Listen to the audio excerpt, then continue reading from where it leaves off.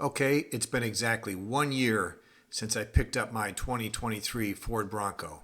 The question is, should it stay or should it go?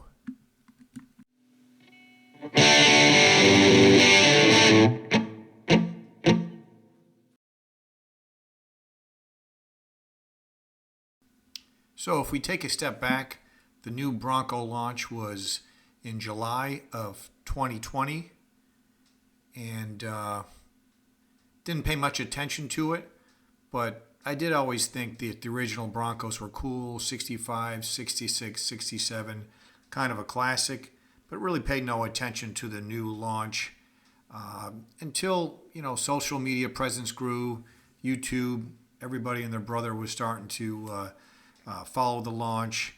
They had the test vehicles were out, so I decided to go ahead and place a deposit for a two-door hardtop in June of 21. Soon thereafter, I was notified that because of the hardtop issues, everybody recalls the hardtop issues they had with the pattern, the graining of it, it was immediately delayed to a 2022 model year. And of course, they had my model configuration wrong with the outer banks and the 10-speed automatic, but a year went by, and sure enough, it's moved to a 2023 model year, but at least they got the transmission correct, the color correct, the Sasquatch, two-door, everything that I had actually ordered originally. Then I was surprised with an email that the vehicle is scheduled for production in February of 2023, which was surprising. Even better was when I got the email that it's being built and that they actually sent me a picture of it on the production line, which I thought, I give Ford credit. This is one of the coolest things I've seen, the actual vehicle on the production line leaving the factory. I liked it. Then comes delivery day at the Ford dealer, and I'd be lying if I said I was a little hesitant. It's been almost 3 years since I initially placed the order, and I was looking forward to it, but it kind of lost some of the luster from when I was first gung-ho back in 2021 when I placed the order. But anyways, we picked up the Bronco in April of 2023. After driving it for about a month, it was okay. It was very well built, a good car. Definitely liked it. We just had to try it off-road to get it in more of its natural environment, if you would. So we took it to the Ocala National Forest here in, I guess it's northern central Florida. But if you've never been there, you got to check it out. It's a good 4 hours away from us, but it is pretty cool. A lot of deep sandy trails to play in, and the Bronco was just amazing off-road. It really in its natural environment, and that's what it was meant for. I could definitely drive there every day if it wasn't so far away from our house. When we were there, practically nobody was in the area. We had pretty much had the park all to ourselves.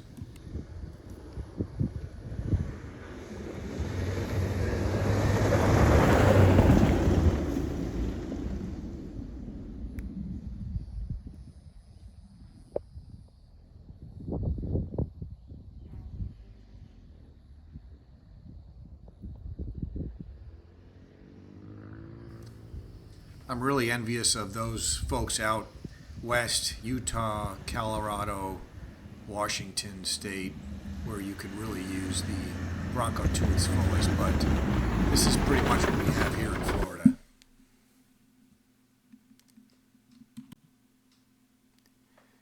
Dirt roads and maybe some deep sand in areas, no real elevation. As you know, the state's flat. But still in the deep sand, it was a lot of fun to drive.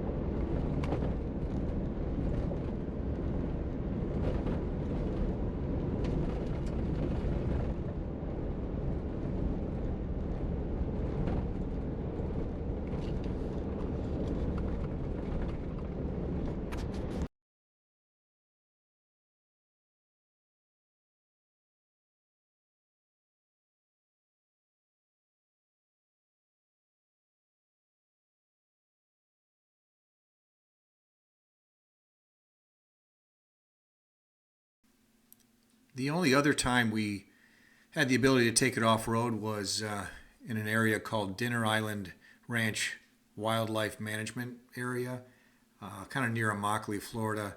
And once again, nothing but flat roads. And in this case, it was somewhat wet, a lot of puddles because it had rained, but which made it worse because the consistency of that sand is was near impossible to get off the car, undercarriage and everything else. But we got the car muddy a little bit, and I guess we got to see some cows. But that's about as hardcore off-roading that we have going on here in Florida. But as I said, it was a real bear to get the vehicle clean again after after that excursion through that wildlife management area.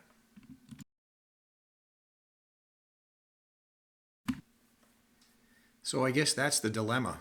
I ordered the car exactly the way at least I thought I wanted it. Two-door, manual transmission, Badlands, Sasquatch package, and what makes it so great in the few times we've off-roaded it makes it not so great around town.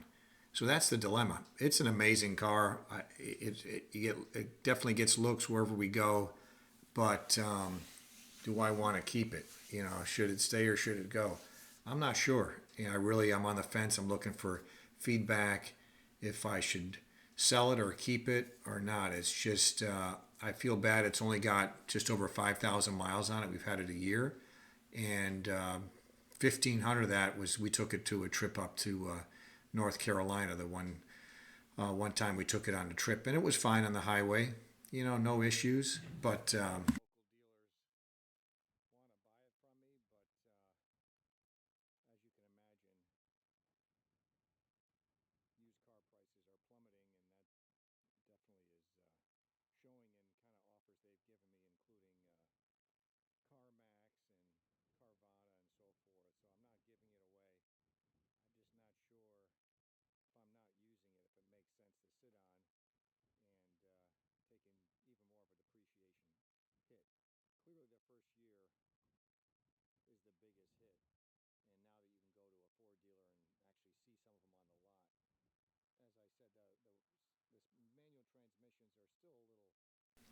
I just don't know if we have the luxury just to have a car that sits in the garage, and we live so far away from areas that we can enjoy it. I'm not sure. Just looking at it now, watching these videos, I love the look of that car. So I'm really torn if it's something that we want to keep or if it's something that I sell. I did poke around with the idea of selling it. I had a couple dealers. Of course, they're going to lowball you for what the car is worth, but I'm not going to give it away for the sake of giving it away. So really on the fence if it's something that we want to keep or not. So curious to see people's feedback, comments, or I hold on to it. I think it's going to be a classic, a future classic, if you will. You don't see two doors, I should say. You see four doors everywhere in my neighborhood. Four-door, soft top, automatic transmission is really not the one, even though it's more practical. I think we've had somebody in the back seat once, but you can't beat the look of the two-door. Like somebody said to me, like they didn't make a two-door back or a four-door back in 1965, so why would you buy a four-door now? I get it, but it would be a little more practical. If I did sell it, I would probably get a pickup truck or four-wheel drive pickup truck that I didn't care about going off-road, because that is the one negative. That paint, that chili pepper red paint is so perfect, beautiful, that I hate even getting it scratched up. So it kind of defeats the purpose of having an off-road vehicle.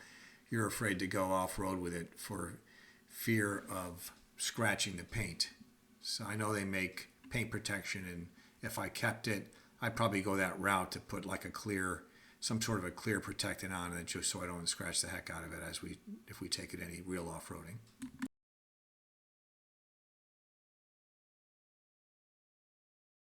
So that's it, and that's the question. Should it stay or should it go? Thanks for watching.